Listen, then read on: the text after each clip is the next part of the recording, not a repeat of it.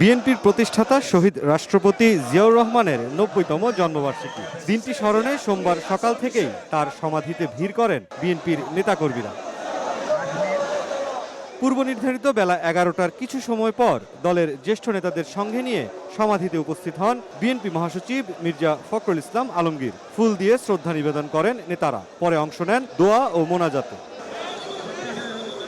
সাংবাদিকদের সঙ্গে আলাপে দলের প্রতিষ্ঠাতার জন্মদিনে উদার গণতান্ত্রিক বাংলাদেশ গড়তে শপথ নেয়ার কথা জানান বিএনপি মহাসচিব। শপথের মধ্য দিয়ে বাংলাদেশ জাতীয়তাবাদী দল ও সমস্ত অঙ্গ সংগঠন বাংলাদেশে শহীদ জিয়ার যে আদর্শ, সে আদর্শকে এখানে বাস্তবায়িত করবে।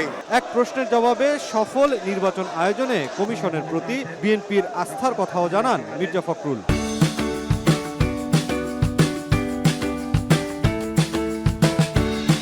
আমরা এখন পর্যন্ত নির্বাচন কমিশনকে দেখেছি যে মোটামুটিভাবে তারা যোগ্যতার সঙ্গেই কাজ করছে।